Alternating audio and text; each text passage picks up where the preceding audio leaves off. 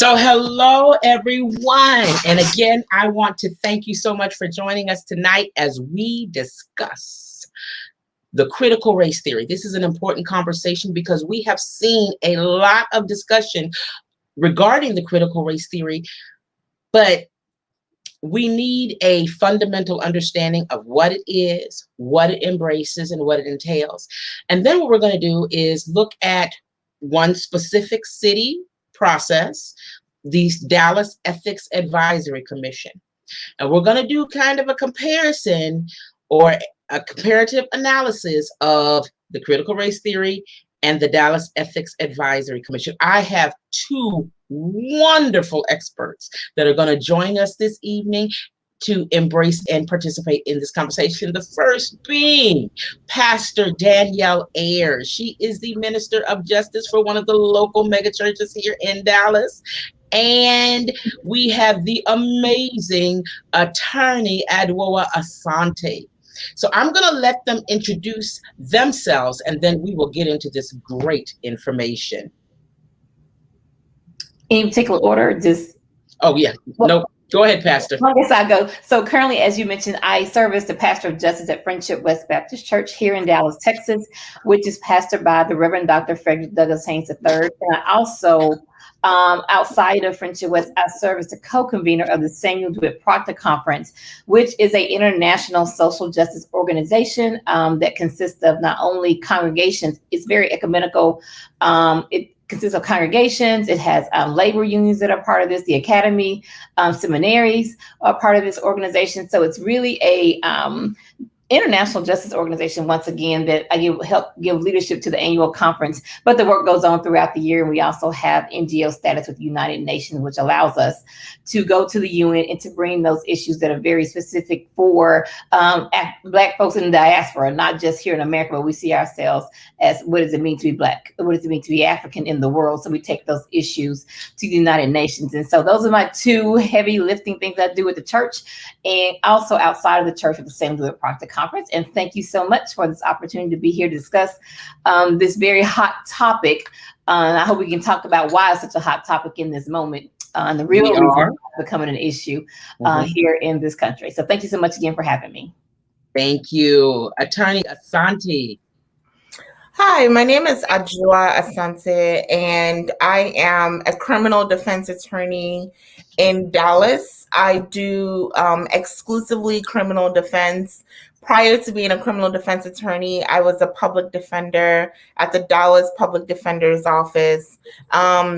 I am a prison abolitionist, and I focus primarily on how incarceration is, it's essentially a way to reinscribe formal inequality for Black people and for also other discarded groups of people. But the particular targets are Black, Indigenous, and people that are sometimes categorized as brown. And I believe strongly that it is important for us to have conversations about race, deep, complex, honest, painful conversations about race, and hopefully that can sort of encourage us into specific action. So I'm so excited to be here. And when Pastor Ayers was going, I was like, now how am I going to follow up, from this? But I'm honored. I'm honored to be here. Thank you so much for inviting me. This is lovely. Thank you both. I appreciate you all. Now, for anyone that is watching, you can post questions in the chat and we can show them on the screen, and whoever you choose can address them. So I want to thank you both. I love all this powerful Black Girl Magic we've got discussing this powerful, powerful subject. So now let's take a look at this. What we're going to do initially is we are going to discuss the critical race theory. So now, what is the critical race theory? So initially, when I heard the terminology, I'm thinking it's a specific concept or a specific thing. Well, it's not. It doesn't have an exact, succinct definition. It's a conglomeration of thoughts behind systems that oppress. And I'm probably not saying that the best. I believe Pastor Ayers is going to put that a bit more effectively together for you. But it was started in 1970s by scholars and in legal activists, predominantly in the legal field.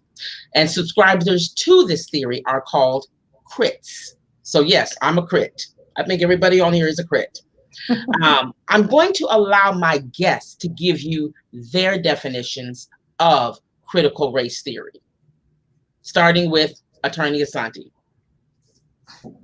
Thank you. So, I actually studied critical race theory when I was in law school, and the most important thing to understand about critical race theory is that if you look at the journey for formal equality in the United States, the overwhelming theme is that white supremacy adapts itself. And so at every stage, the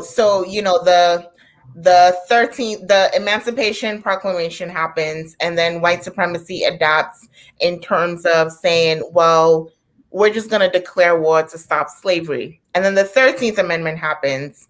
That's not sufficient, because within the 13th Amendment, there's a caveat for incarcerated people. So we see now that slavery can continue to occur with those who are incarcerated being the people that it is constitutionally acceptable to subject to labor without adequate payment or protection, or essentially giving them choice.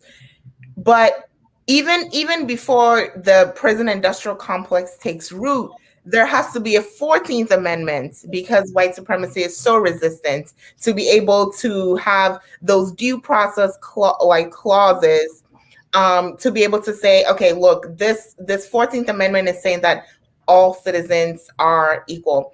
But even after the 14th Amendment, white supremacy continues to plow forward. So there has to be a 15th Amendment to be able to say, okay, Black men specifically are able to vote. But even after the 15th Amendment, we go through all of these civil rights acts until the 1964 Civil Rights Act, like a century later, because at every step of the way, at whether statutes are passed, whether case law is created, the system of white domination always subverts and undermines any sort of attempts to make gains through formal legal structures. And that's what critical race theory does. It says all of this objectivity that the legal field purports to have is unable to adequately address the issue of ingrained white supremacy institutionally. And so we need to be able to have a skill set. We need to be able to have a set of analytic tools that will allow us to be able to get to the goal of liberation utilizing the tools of formal equality. I am not as optimistic. I think that especially as an abolitionist, I don't know that formal equality is going to get us to where we need to get. And it's not because I'm pessimistic. It's because I think there's really nothing to work with within the system. And there has to be completely new systems and institutions created, because there isn't a single step. Like even after the 1964 Civil Rights Act, there's a 1965 Voting Rights Act, there's a 1992 Civil Rights Act. And last week or 2 weeks ago, we saw the Supreme Court of the United States essentially finish, okay, what the prior court decided in 2014 in making elements of the 1965 Acts no longer applicable, which is why currently Texas is trying to pass deeply restrictive voting rights laws. Georgia has passed deeply racist and restrictive voting rights laws. Critical race theory essentially says, look, we're not playing this game of objectivity anymore, because this is what happens. With one step forward, we're forced to take 5 steps back. And then if we take 6 steps forward, we're forced to take 7 steps back. We need to call a spade, and we need to be able to recognize the subtle and very effective ways that systems of domination grounded in white supremacy are able to reinscribe the same impact without having to rely on objective formal equality. So yeah, that's essentially my understanding of critical race theory. Wow. Yes. Wow. That was amazing. That was amazing. Now, something Pastor Haynes has always said, and I'm paraphrasing, there are no permanent victories when it comes to racism. This is something I've heard him say. And one key example while you were speaking was the Brown versus Board of Education. Derek Bell, one of the original critics, said they did not do Brown versus Board of Education for Black people. A young lady named Mary Dudziak decided to research that. And sure enough, she found a litany of secret cables and messages that emanated, I guess, from the White House or were to the White House, that said America needed to prove its image in third world countries. And that was why they pushed for the Supreme Court to go the way it did with the Brown versus Board of Education. It was never for us. It was smoke and mirrors. And like you said, the system adjusted for what was needed at that time with no true intention of equality. Pastor Ayers, your definition. Wow, so much. Justin, wow. I was thinking I was going to change everything I was going to say based on Attorney Asante's comments, because I think she really nailed it, right? So what I think for me, when people ask me, well, what is this?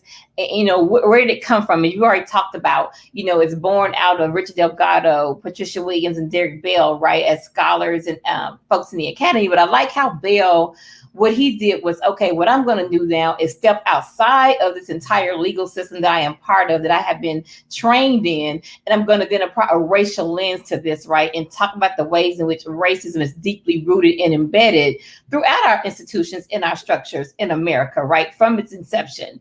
And that law, you look, and I mean, we think about Richard Rothstein's Color of Law, and we could talk a little bit about the ways in which policy and law is never race neutral, right? And they always want to say you can't have race-based policies, when in fact racism is what creates a lot of the policy and law that we talk about. It can be detrimental to Black and brown communities, particularly Black communities. We think historically that we've been here, for 400 plus years, that we obviously are the most impacted by policy and law. And I think it's also important to remember that policy and law is created by human beings, right? And so people don't leave who they are out of the door when they come. So I'm gonna talk about it from a practical standpoint, how this is so important.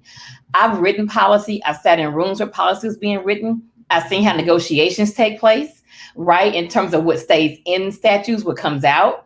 And I think to Attorney Asante's point, when she said that it just continues to I call it whiteness as a political and social construct, right?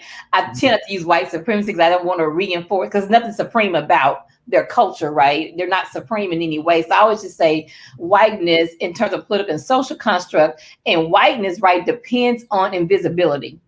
That's the whole thing, right? Like, oh, we're not racist. This is just, we're creating these laws and policies because, i.e., we have to create some kind of social order, or we're trying to put we're trying to structure society in a way that supposedly this is how we're going to operate. This is how we're going to have our way of being and be in relationship to one another. And that usually means how white people see the world, right? It's their worldview and not taking into account others' worldview. And so that's always the push-pull of public policy, because then you're talking about who's deserving and entitled, right? And so we talk about and I hope we can get into like the Highway Act and how that is a policy that absolutely, was intentionally targeted toward Black communities.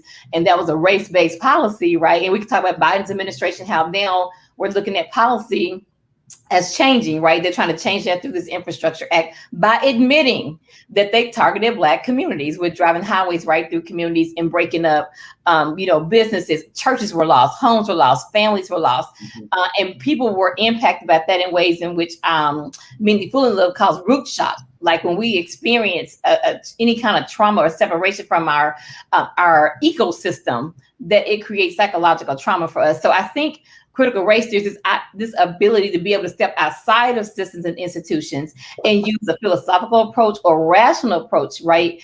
By way of thinking, writing, teaching, to critique social and political and ideological structures in this country that are undergirded by whiteness. And I think we have to be able to step away from that and see that. And something that Attorney Asante said that struck me when she said, I don't think we can do it with our current structure. It has to be torn down and built back up again. And I absolutely believe that is the case. I think that, as I see it, and I would love to hear her take on this, because I think when you start digging and looking at policy and law, you realize how it's limited, right? I think you find a lot of limits when you try to really take a deep dive into that. So what does it mean for us to tear down and build back up again? And for me, I always think about the law, Western jurisprudence, right, as something that's rooted in white males coming to a consensus on a set of ideas, right? And so how do we begin to build that, kind of tear that down and then rebuild and reimagine or radically reimagine what we can look like to be a thriving society? And that is a long haul, because every time for me, when we see advances, we always see a backlash. Like that's just a pattern in America, right? End enslavement, we get Reconstruction, Black codes, right? It's always some form of a backlash that typically comes when we see ourselves advancing. I mean, you were down in Austin just yesterday. We're still in Austin. We'll be here for the next few days. In terms of voter suppression bill, I keep telling people, right, like, it's not about voter integrity. It's about voter turnout. It's about this notion of that they sense of a loss of power by building up more of an electorate base that can vote, right? And it's also this notion of 2022 and 2024, right? That's really what critical race theory is about. CRT, some people don't even know what that means. They just say CRT. And it has become more of that boogeyman, that Bush is Willie Horton, right, kind of thing, right? Let's just make this the ugly thing. Let's just attach this to some. CRT is directly related to people who want to teach untruths about America. Like that's how they interpret CRT at this point. When you talk to someone who has not read, and usually people tell me they don't like CRT, they don't want to talk about it. And also tell me what you know about it. Oh, I don't know anything about it. I don't know a theorist. I haven't seen a documentary. I haven't read a book. I haven't read an article. So it's becoming like this scapegoat of sorts, right? In this political world whereby, you say CRT and thereby somebody's trying to teach your children, and that's what they bring to it right now. Because we're going to now contaminate your children with this thought process, this ideology, this notion of America not being great. Right. And so I think we have to be mindful of that too. Like, and I've noticed it only became a problem when 1619 Project was released by Hannah Nicole Jones. Right. You really did not hear about that until 1619 Project was released. And now they want to make 1619 Project critical race theory. So we have to fight against that constantly and say that is not critical race theory. It's just not. And so how do we make sure even just everybody, and for me, it's always how can we break it down where somebody in our congregation, someone in our community can clearly understand what it is and what it's not, right? I think you have to give to people in just everyday terms. Now, some people can do that because they feel the brunt of empire so much. They can look and tell you how systems are not working in their favor, right? So some of them can do that. So it's like showing them how they'll probably already understand what critical race theory is. As it has moved beyond, the field of law, you find critical race theory. I've seen books in critical race theory in education, medicine, psychology. So it's kind of moved throughout all disciplines now. So I think it's important just to get a very working thing that when we talk about it, this is what we're saying. We're applying this racial lens to this system, to this institution, in order for us to think about how do we move forward? What are the right things? What are the right policies and laws we should, what can we work within this framework that we have, while also really considering how do we radically reimagine tearing those systems down and rebuilding new systems. And when you mentioned Brown versus Board of Education, I thought about Dr.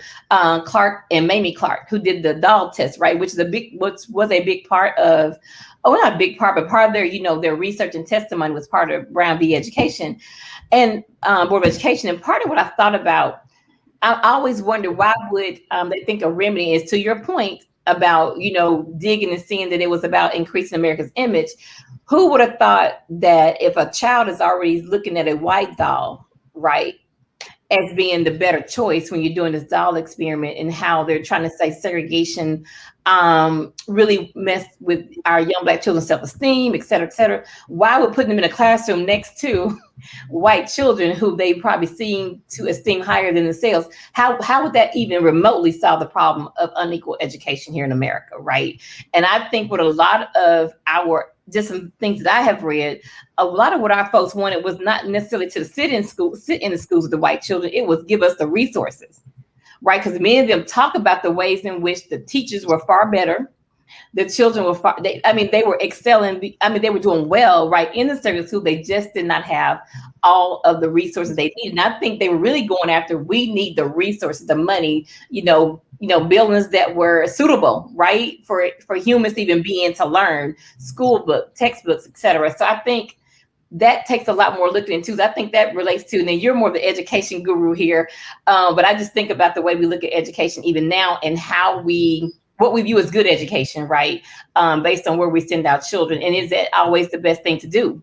And what does that do for our children's psyche when we send them off up and against, how do we use, because we have everything we need. We have enough Black folks who have written curriculum, who have been in education, who understand it better than anybody else, that we cannot create our own, at least educational system, right? To groom our children in a way in which they clearly understand who they are, not only as Black children, but Black children in the world, right? And that understand that you're really the majority of the world. You're a global majority. You're not minority, right? So how they begin to see that and understand that, and what does that do for them as they're going through? Because education to me is more than just reading what's in a book. Y'all about to make me get up and run around this room out my seat. So I think even how we even view education has to change. And that's true. Yeah. So I'm sorry taking us so much time, but I think that's how I would frame it. But everything you said is so valid. And I homeschool Blade now, and that would be why. The last school I sent him to was a charter school in Cedar Hill. I would typically, wherever he goes to school, I commit to subbing because I want to see what's going on the inside. And so they actually wanted to hire me, and I had to go through the teacher that taught Spanish went through a 10-minute interview with the superintendent. I was held for 2 hours to make sure I understood not to talk about Colin Kaepernick and to not talk about Black history. It's history. It's in the past. They have opportunities today. Our children learn differently. Our children learn to obey. Our children typically are kinesthetic learners. And this school had one Eurocentric definition of what success was as a person and as a student, discounting everything our students are, to the point where our boys that wore the beautiful locks the locks were not allowed to touch their collars. So these boys had to wrap all this hair up every day. And if a little bit touched the collar, the teacher that was the Trump supporter would hem them up. My son was damaged by this school. They hurt him. If I caught the teacher today, I might. Anyway, so she accused my son of stealing a toy he actually had won. It was his. And so when I started homeschooling my son, he would come hug me every day. Mommy, I'm so glad we're doing it this way. I said, what do you like best? Or what do you like best about homeschooling? He said, no one here is accusing me of something I didn't do. That's what you set up. I went to school at a predominantly white school and felt so ugly, so out of place. My lips were bigger than everyone's. My nose was different. I'm a bigger girl. And boy, when I made them mad, I caught the N-word really quickly. My dad taught me in the 2nd grade, Pam, when somebody calls you that, not if, when you do this. I didn't know what it was, but I did it. He told me I wasn't in trouble for it. That was how it was different for me. And that was the system I was raised in. And we just said it. I know a lot of people that went to schools that were not by us. And we all said, you know, we think we're raised with the mindset that that's better. It's not. It's not. Harvard is not better necessarily than Howard. I'm glad I went to UAPB instead of NIU. We do need to, and that's proof where Attorney Asante said, we just need a whole new system. Yeah. There it is. We should start there. Pull our children out of these school districts that don't care about us, don't understand our learning, and do not participate in student-centered teaching. You've got to meet the student where they are, not force them to conform to Blade's math teacher was sitting in her chair every day writing on her screen, and that's how the kids were supposed to learn. You have to make it applicable. You have to bring the education to life in a manner they understand. And yes, I think schools would be an absolute wonderful start. And I already said, if I ever meet LeBron, I'm telling him, I need you to bring it on to Fort Worth, Dallas, give us a school here. Now, we've got the new school over on at the campus named after our pastor. Okay. I have high hopes for that school. In fact, when Blade makes it to 6th grade, I plan to put him there in hopes of learning that details to us. Now, look at the picture on that slide. CRT, but she said creating racial tension. Now, as Pastor Ayers said, they want to make it something bad. Why? Succinctly, why? Why don't they want us teaching about Ruby Bridges? Why don't they want to? And this just happened at the Capitol yesterday. I was sitting next to another educator. She said her school has now made it where you can't say the word racism in the classroom. Why? It breaks that system of whiteness. We teach our kids that the Civil War was over secession and that Sam Houston was a good man. That's why we want to make it bad. So we have given excellent conversations and definitions over what is the critical race theory. And again, there's no succinct definition, but you see what all it embraces. But to try to put it succinctly, I would say it's a conglomeration of theories that pertain to systems that promote oppression. And that's about as basic as I could get it. If you all want to take a shot, feel free to do that. But what we're going to do now is look at this particular system. Dallas's Ethics Advisory Commission. And I'll just go over it just briefly. And Attorney Asante, if you've got something you would like to add or say, please go ahead and do so. It's supposed to be a forum for all people to report any perceived breach of that standard, which is the ethics standard, to a nonpartisan panel of private citizens. So these individuals are, in essence, supposed to judge whether or not what I say has validity. Does what Pam say happen make sense? And is it worthwhile? And so let me quickly share with you why or what happened that landed me here. I live in District 7 in Dallas, and I get a call one night, you know, Dr. Grayson, we're trying to do this and they won't give us a park.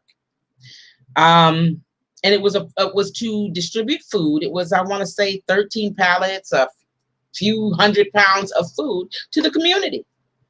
So I called our city councilman's rep to ask him why, because I see you reserving parks for other foolishness. Why can't we get this? And he gets on it. Instead of just saying, well, this is where you need to go, he took ownership of it and did everything. I would have preferred he just let me do it myself. And he said, well, what we're going to do is we have to have the city councilman co-sponsor it So that way you don't have to pay the fees. Now, anybody that has known me for any amount of time knows I do not support my city councilman at all. I don't support him.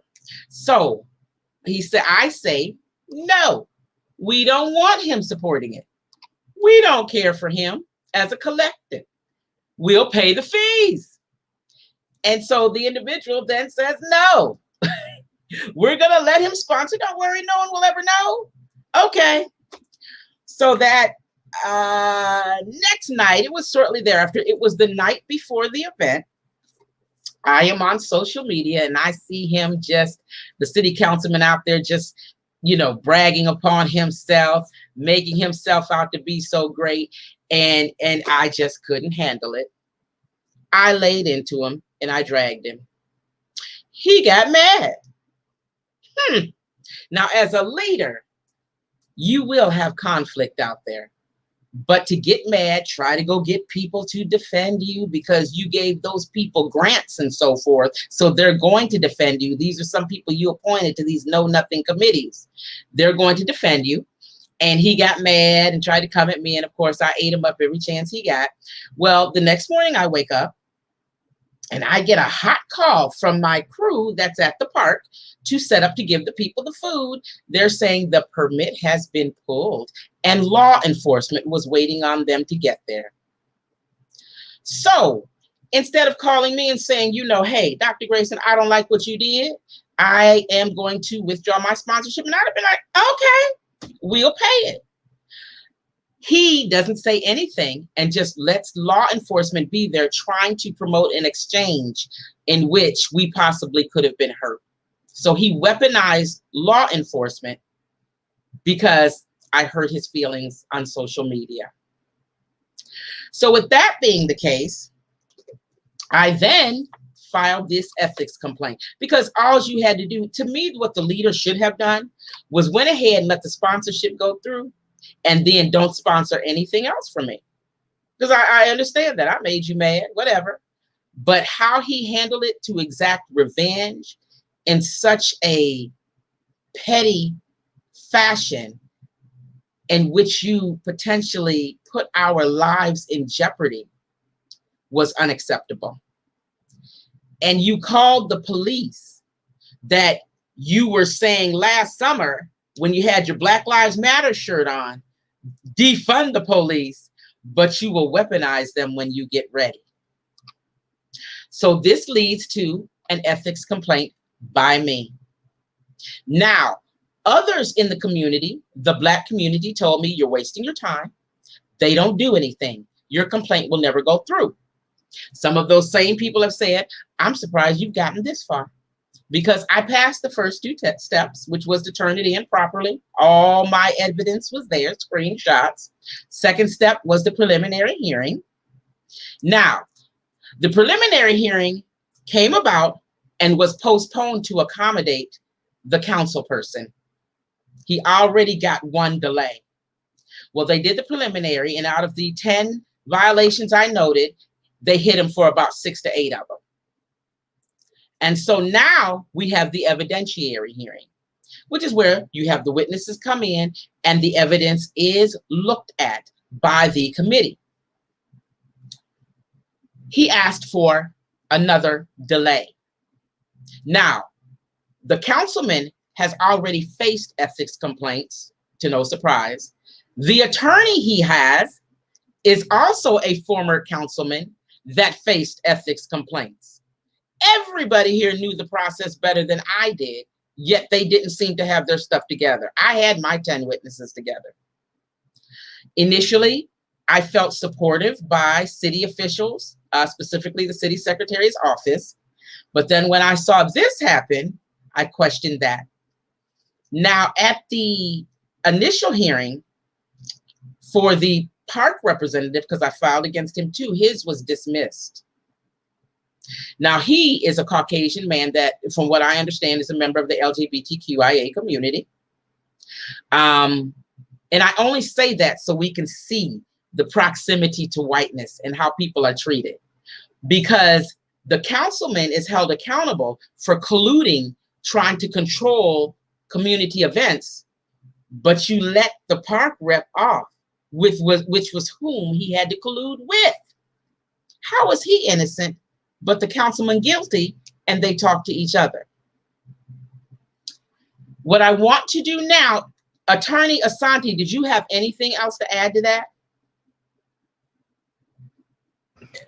Not particularly. I think if I had anything to add, it would just be commentary on some of your comments, which is that legal processes are designed, they're by design inaccessible. And they are by design, they exist to frustrate people that want to obstruct power in some way. So whether it's, trying to file an ethical complaint or trying to get your landlord to fix, like the building, or trying to explain that you've been wrongly accused or wrongly arrested, legal systems are essentially an iteration of like power structures. So I find it very interesting and also very accurate that many people were saying, like, don't waste your time.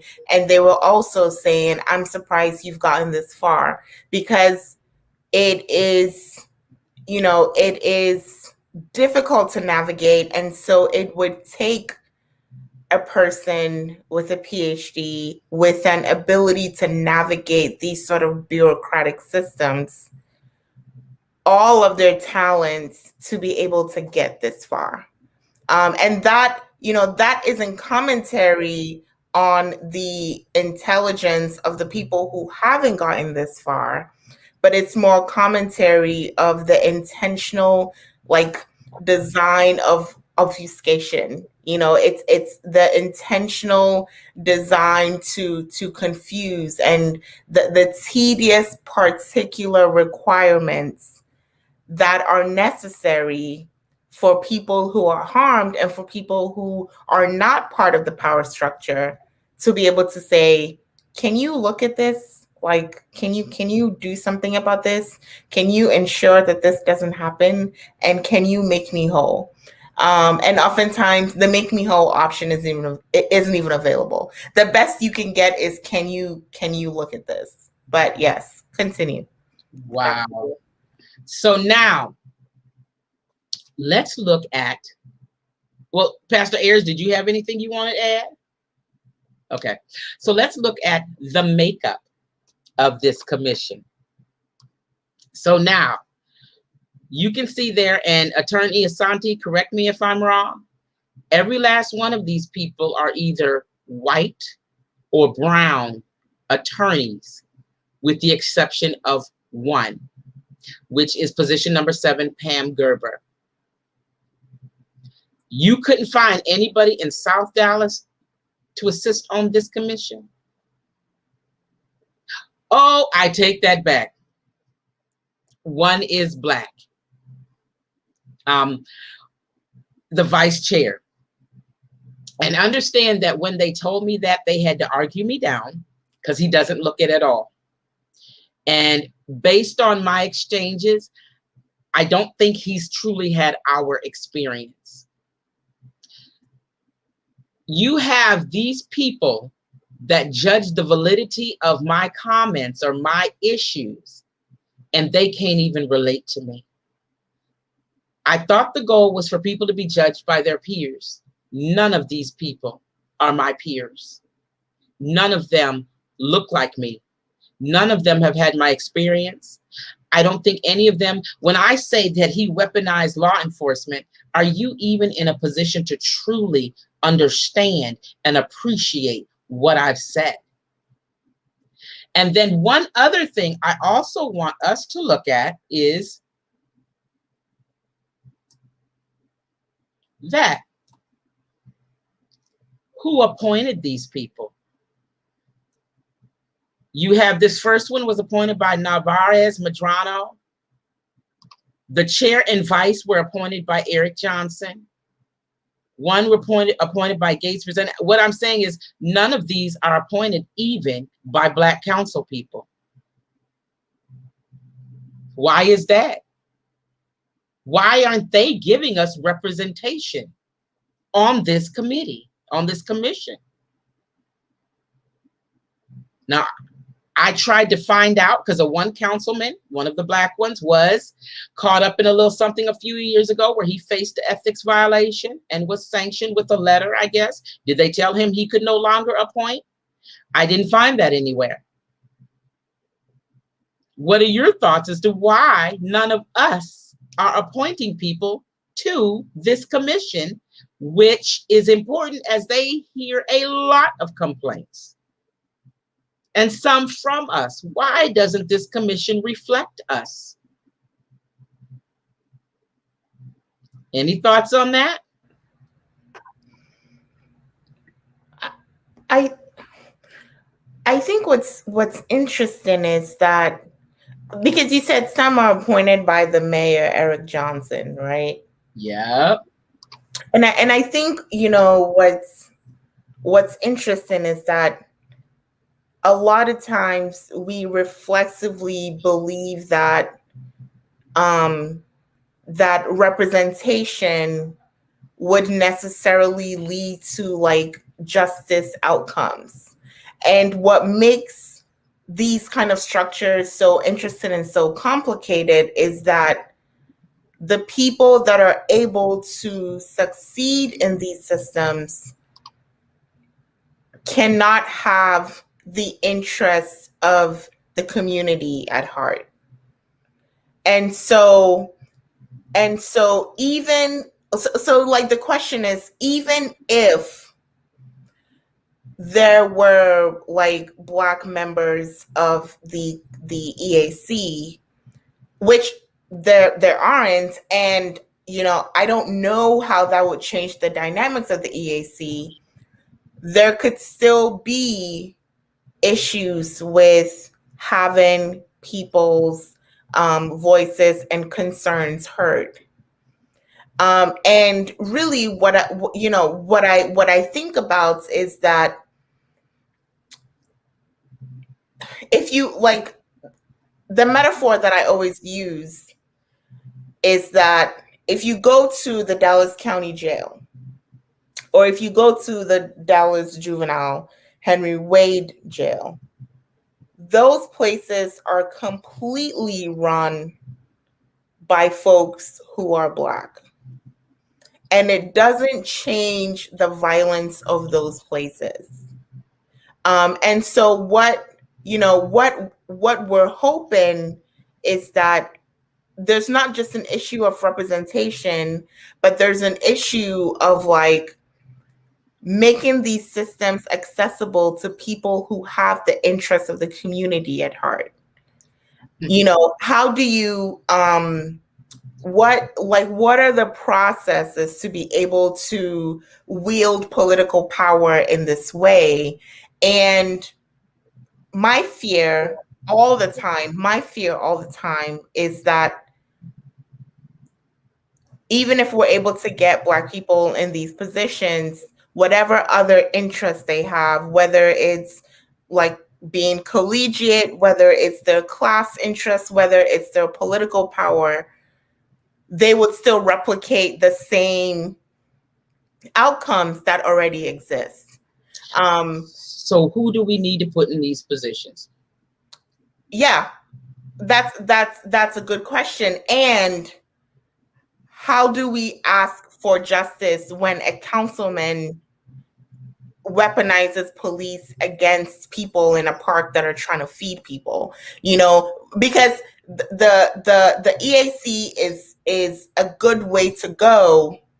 And then I think what we need to sort of like rethink is also, what are other things that we could do to be able to hold this councilman accountable that doesn't require the formality of this process that is deeply inaccessible? Is it about reminding constituents that this person is not who they purport to be, and that they put a lot of people's lives in danger, a lot of Black people, a lot of other brown people, a lot of undocumented people, that they put those people's lives in danger. And I'm not saying the EAC isn't worth participating in. Absolutely, that should go forward. The question is, even if the EAC had Black folks, is it necessarily the case that they wouldn't act like their colleagues? Because we see that some of them were appointed by Eric Johnson, right? Okay, first of all, I'm going to be candid in that we didn't put Eric Johnson in office, so we don't really see him in that light. Secondly, I understand the analogy about the jail, but I think that's still kind of apples and oranges.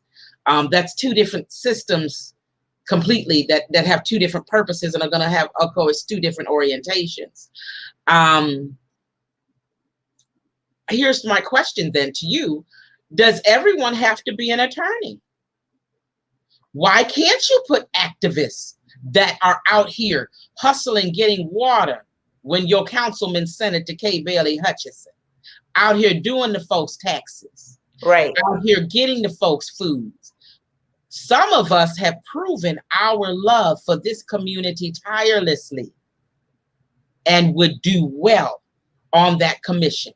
They don't, that, and you're saying, I don't think it's a matter of putting people on that commission that are not colleagues, people that are different, some that came up out the mud, boots on the ground. So I think if you chose the right Black people, not people that you are comfortable with, that have that assimilative demeanor, they assimilate, the ones that are outspoken, stand for right, love the community, that's who we need. Now, we have one philanthropist on there, Miss Pam Gerber, and I read through the notes. She did stand up, and it seems like, to fight for the previous councilman, the Black councilman that got in a little trouble behind some tickets. And she stood up in my hearing. That was the young lady that said, wait, if Dr. Grayson did everything she was supposed to do, why can't we move forward? She's a philanthropist. She's not an attorney. But people keep getting appointed with which they are comfortable and have the proper title or career or background. And I do think they need to change that. You do not have to have a legal degree to do this position. But let's talk about that. Pastor Ayers? Yeah, so, wow, so much to say about this. I think on the one hand, we just need to be clear about the way in which, and we've talked about this already, the ways in which structures are set up. They're not designed right. How you're explaining how this process should go and who should be on this committee is not designed that way. It was never designed for it to be accessible to people. It was never designed to have a jury of your peers on this committee. That's just one thing. I think that speaks to more of what we said earlier, is that some things we have to tear down and build back up again, right? And I think that we back up, for me at least, to back up more than that would be, I believe you said that folks on this committee are appointed by city council people, right? So the first question has to be, see, this goes back to me that using my Africana studies lens is, well, first of all, as an individual, who are you to other Black people first? How do you define that? And then who are you to the social structure? Those are two different things, right? I think if we don't clearly understand who we are and how we are in relationship to one another, then how are we going to represent others who are like us when we get in positions? So oftentimes we're in positions of power. We see ourselves in relationship to the social structure, which is why you see what you just talked about, right? What you just clearly articulated in terms of who's on the panel, who appointed who, right? And so you start talking about class could be a part of this. It also could certainly be, you know, I owe you a favor. It could be a lot of reasons why people are appointed to the committee, but I'm saying that goes back to how do you see yourself in relationship to your people and not in relation to the social structure, right? It's first, I need to have a good understanding of how I am in community with my own folks prior to engaging in this structure. So I engage in this structure, I can bring something different to it, right? I.e., really listening to someone who's from the community because I understand community because I'm part of community, right? Or I'm not leaving community behind when I walk in the door. I'm not now trying to say, well, let me make sure I blend in, that I told the line, right? And I think those are some of that's the work that needs to be done. Let me say it that way. Because I think we'll be having this conversation 10, 15, 20 years from now if we don't start, first of all, with how we are with in relation to one another. Clearly understanding that, and that's individual and communal work, right? That's just how I see that. When you look at the makeup of this committee, yeah, you may have a person who may stand up and say, this is not right. To your point, the young lady you spoke of who did stand up, right, back in another person's case and in your case. But in order to flip this, in order for it to be accessible to everyone, to have people sit on that committee who understands experiences of people who come before the committee, right? Until you have that, this is going to be, unless someone else who has money, who they may see as their equal, right? Who they may deem as, you know, we can understand what you're saying because we understand where you're coming from. We know your experiences. We know that world you live in, right? That may be someone who may get a little further, but I think because of who you are and the fact that you have the both and, right? I think you have the head, the heart, and you have boots on the ground. So you were able to pull all of this together and to get as far as you have gotten. But the average person, that's not going to happen, right? So the question becomes, what do we do outside of that structure? How do we, and I think that's what we need to think about. What would be an alternative? How do we find ways to, for people to get redress, right? How do we find ways for people to get a solution of, I don't know if solution is the right word, but certainly how are people able to, I don't know the word I'm looking for, it just escapes me right now, but how do we ensure that folks are heard and they're able to get, you know, what they're looking for out of this process, right? To say, I was harmed in this process, and then what are you going to do about it? How are you going to hold those who have made a breach in the ethics, right, accountable for their actions? That's what you're looking for, right, through this process. So what do we do? I mean, is it an inside-outside game? Do we apply a different kind of pressure on the outside to force them to do the right thing? But that's also exhaustive work. That's not a permanent solution, right? Mm-hmm. That's not a permanent solution. So we got to look at what can be a permanent solution, because then you're talking about disrupting this governmental structure that has been deeply rooted in the city, right? And it's just been ran that way. It's probably always been ran that way. And so I just think, yeah, that's something we need to consider, is what is a viable alternative, and what can we do to still work within the structure as we're really thinking about what do we do as an alternative. Exactly. And you made some great points about appointing, because I owe you a favor. So now what we're going to do, this is Timothy Power. This is the Ethics Advisory Commission Chair, appointed by the mayor. Now, my question is, first of all, why? So I decided to do some digging.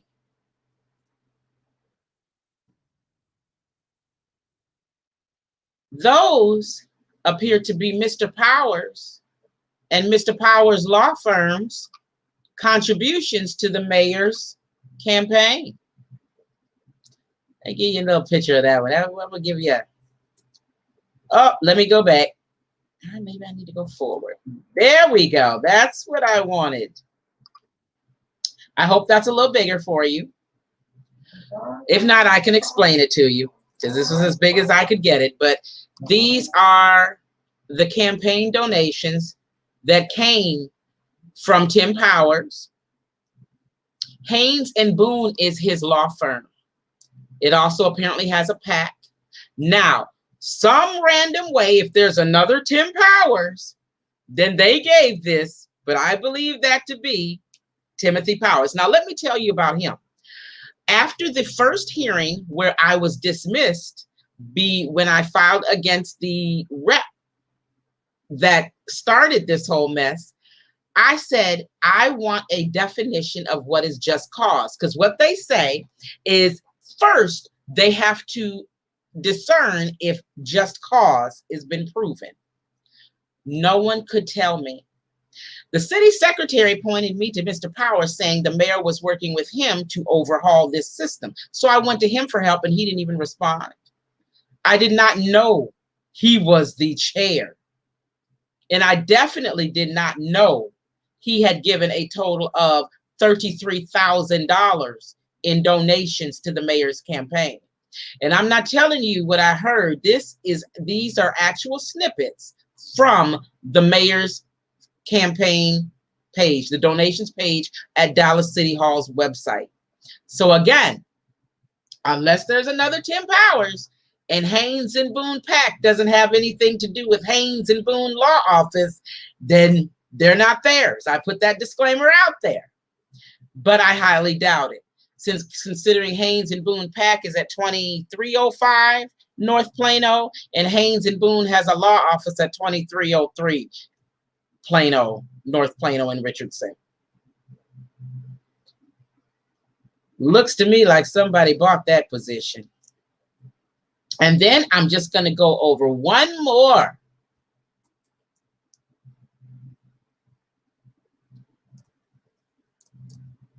While I appreciate her standing up for me, these appear to be donations from Pam Gerber to Adam Basildua, my respondent. My question is, how are you a contributor to his campaign of $500, which means you are a clear supporter, but yet you are going to be objective on a complaint against him? How does that work? As we say, where they do that at?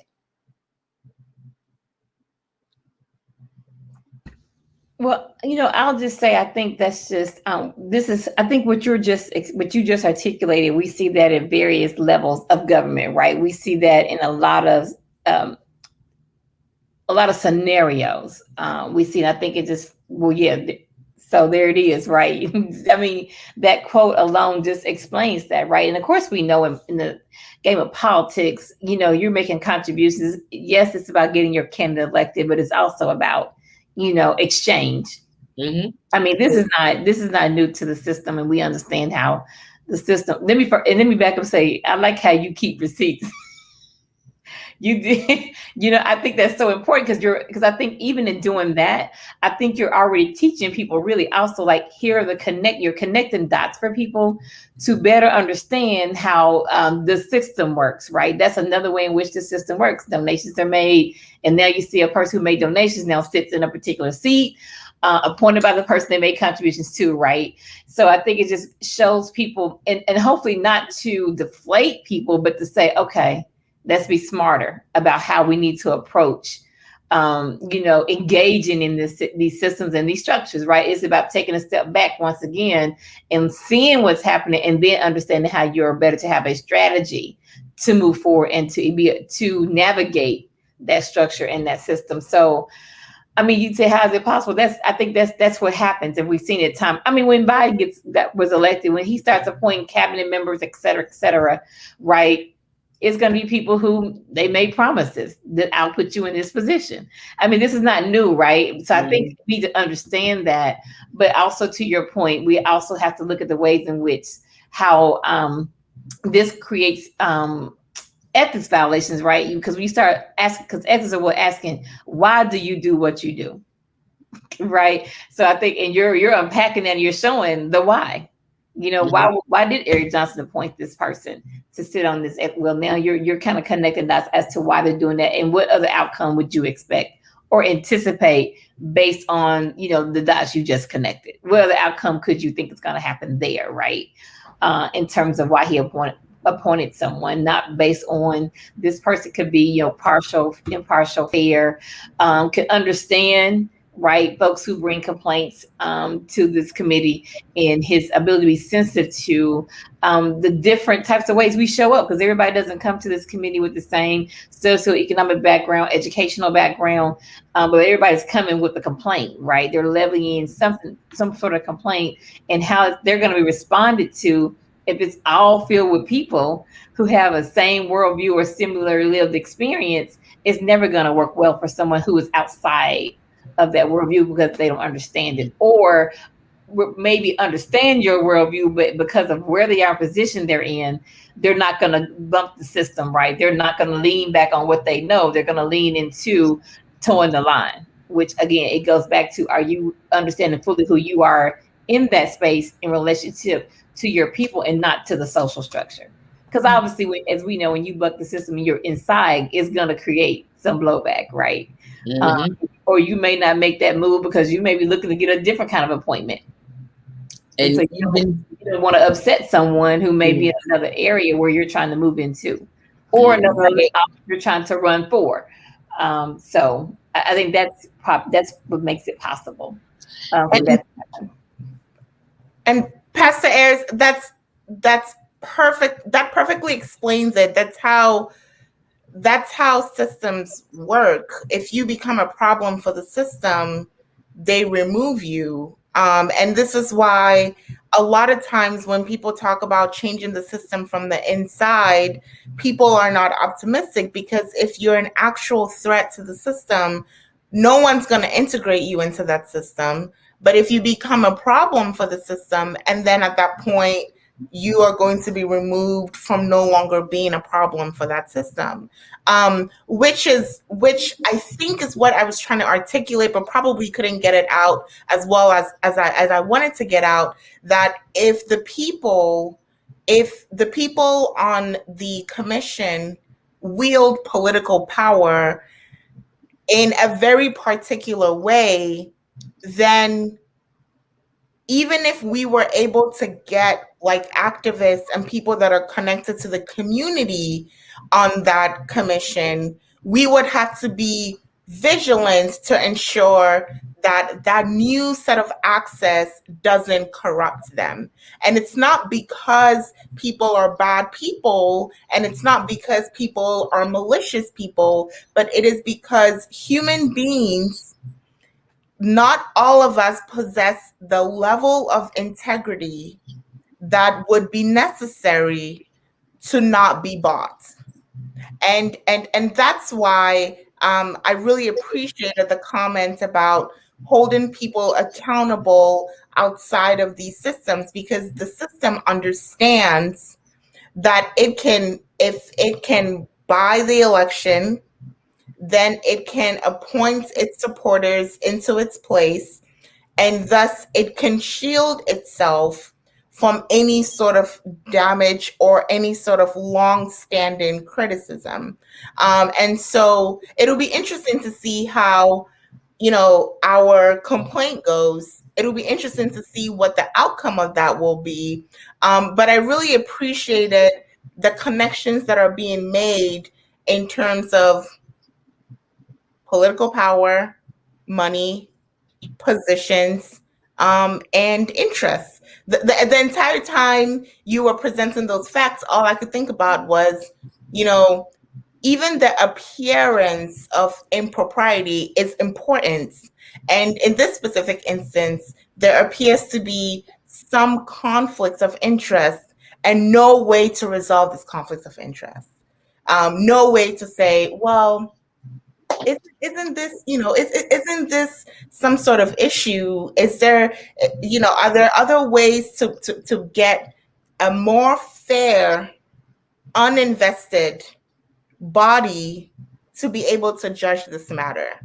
And that's exactly how systems work, because the system's not going to provide you with a more fair and just body to be able to judge the matter, which has been one of your criticisms of it. It's like, I can tell as I'm going into it that it's going to be an uphill battle to be able to get the fair treatments that I am entitled to, and that this body, this commission purports to provide to people. But yeah. Yep. Because if you had noticed, each time I speak, I have to humanize myself. I had to tell them, look, I'm a mother. I'm a mother of a child that when he was born premature, didn't talk till he was 3, and today is a straight A student, a ball player. And he talks so much and he got a smart mouth. I don't know where he get that from. I had my child sit in the last one because I want you to see. I wanted him to learn. He knows what critical race theory is. And he watched that last, I guess we'd call it a hearing, and he was pointing out what he saw. I want him to understand what he's going to face. I agree. Even with what I've disclosed here tonight, what's the solution? File another ethics complaint. How does that go? It would be one against, because it's a conflict for these two that gave these donations. Is it even worth it? Because I've still got to operate in the jacked up system that allowed it to happen. It's tiring. I think I was sharing with you, Pastor Ayers, as a Black woman in America, I am worn out. I'm tired. Every day is a fight. And they know this. Yeah, the one thing I do want to say about what's so important in these moments as well is that we think about how do we make this more of a communal act, right? Because I think individuals will never beat systems and institutions ever, right? So somewhere in here, we have to be able to think about what, and I think this comes with kind of ways of knowing and meaning, right? Like, what do we do to create something outside of that system that's more structured, systematic, and collective? Because if you keep you're doing all of this, and to your point, you're exhausted, right? So, and I think that's what they count on. You know, James Baldwin said part of being an activist, being on the front lines, part of this struggle for justice is to keep you so worn out, right? Where you never can get rest, where you can never retreat. So eventually you'll just die out. And so what I'm saying is you cannot continue to just go it along. And we have, as a community, we have to see this is not just about Dr. Grayson, right? This is about how do we see the larger issue? And that is a broken structure system, right? This broken system we're talking about that is corrupt. So how do we make this meta narrative that people can come in with and buy into and understand it? So it's not just about you, but it's about this whole system has to come down. We need something brand new. We got to really radically reimagine what this can be, because I think they count on that. Individual gains are that's just temporary. See, we have to begin to understand the long game here, and that can't be individual. It has to be more structured. It has to be more of a collective push forward, because again, individuals will get these small victories. We'll never beat the institution structures doing individual work. And I think we do too much individual work. And even as organizations, oftentimes, because we want credit and we want to be the ones to have been known for doing X, Y, and Z, we tend to have 4 or 5 people doing the same event in the same weekend in different parts of the Metroplex, right? Up and against, how do we collectively show this collective power and not scattered power? And so I think that's just what we have to give some thought to. And again, after that just goes back to really understand what it means to have people power and getting people to see how we actually, particularly not just Black and brown people, but poor white folks too, right?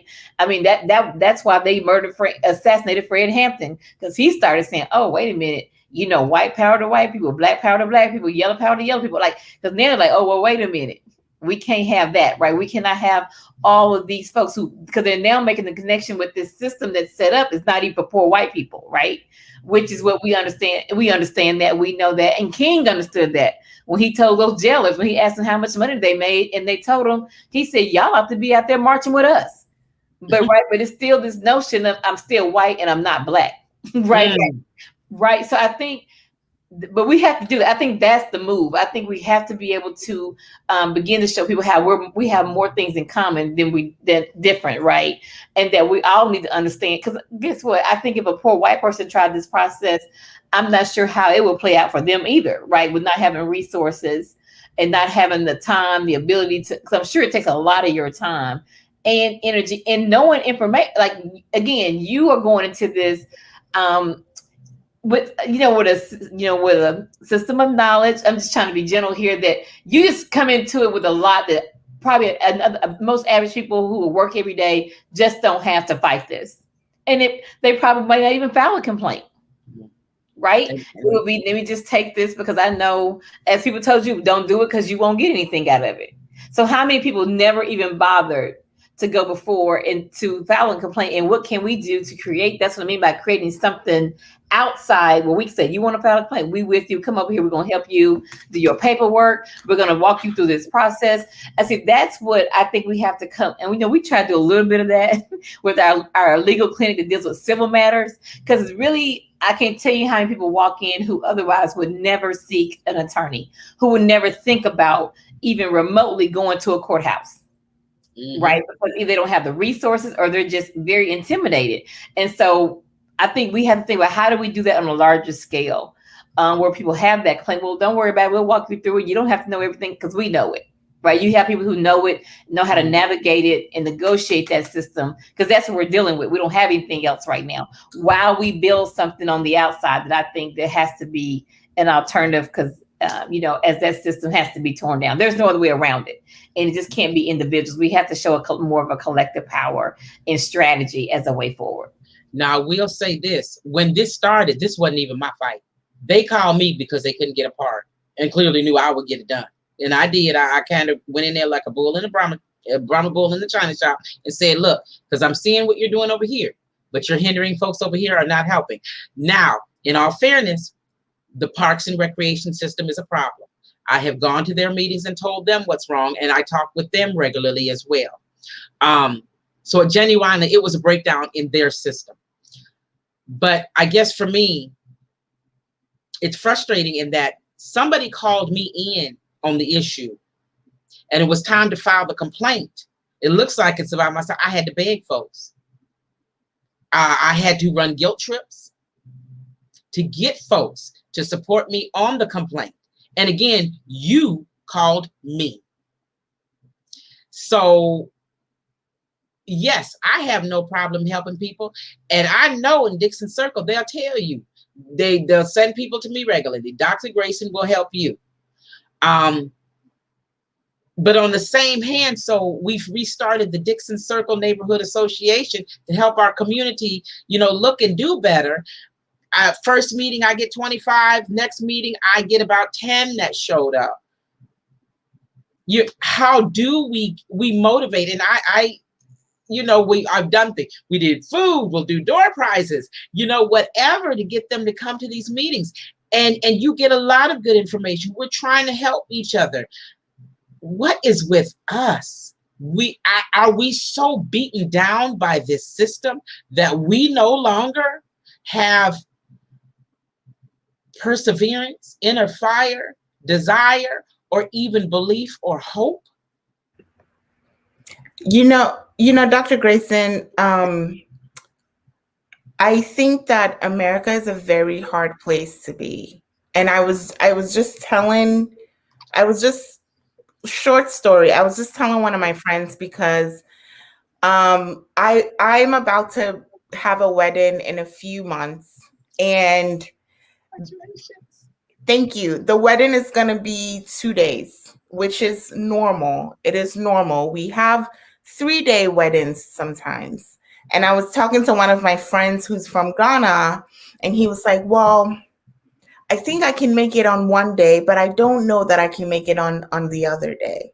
And I say, okay, I understand, but I understand that to be that he can't make it those 2 days because we live in America.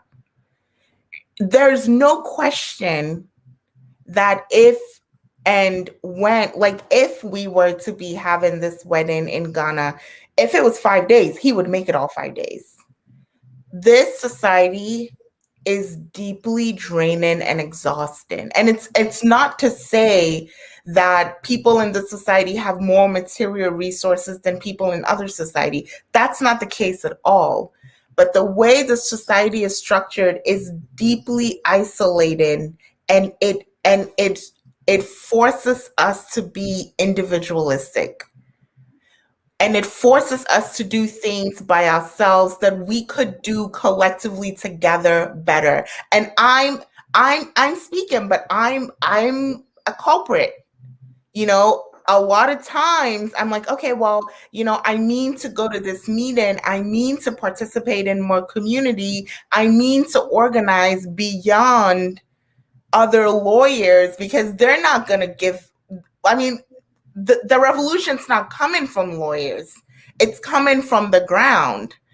And there's always, I mean to do this, I mean to do this. There has to be intentional commitment, and there has to be a psychological reframing of how we live day to day in order for us to show up to those community organizations and to show up for each other, even when we call on each other to show up for us.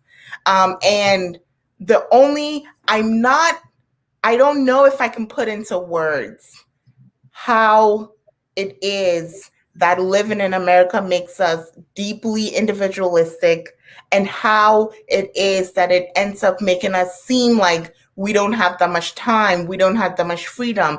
I don't know if it's the burden of the labor. I don't know if it is the beat down, like you're talking about, Dr. Grayson. I cannot pinpoint what it is, but what you're describing, I intimately understand, because I see the contrast as someone who has lived in two different societies, how when I'm here, I feel like I don't have time and I don't have availability, and I can't remember the commitments that that I say that I'm going to make, and how when I'm there, it feels like I have all the time in the world. It feels like I need to go there. it feels like I can take my time and do things. It feels like, of course, I can go to a 3-day wedding, make it 5 days. And it's not an attempt to romanticize African societies. That's not what I'm doing, because trust me, we come with our problems. We have a neoliberal elite that will replicate some of the same things, that whiteness here replicates. So absolutely, it's not a romanticism of African societies, but I just kind of want to agree with you and validate what you're saying, because there's something, I don't know what it is, I can't touch it, I can't define it, I can't theorize about it, but there's something that just weighs you down here, that discourages you from going to those community meetings, that would make it that much easier for us to organize. And so we're just going to have to train ourselves psychologically and hold on to each other and say, I made this commitment, even if it means calling, be like, hey, are you coming? Because we said we would go. Do you want to walk down together? Like, whatever needs to happen, it needs to happen. But yeah, I feel that frustration, like what it means to be someone who's organizing and putting in the effort and asking for people. All you have to do is show up, and not necessarily receiving that back. Yeah. And that's it. We're here in South Dallas, and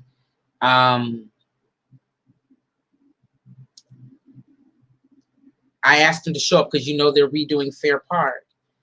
And Fair Park, the restructuring is basically in gentrification in a box. And we're saying, well, we're not hearing from the community. So Fair Park comes to all of our neighborhood association meetings to glean feedback. That's how they're getting over, because we don't show up. And now I see Carla's indicated, her question is, I'm wondering, will online meetings improve attendance? In South Dallas, we have a digital divide. We have a large citizen population, an elder population that isn't technologically savvy.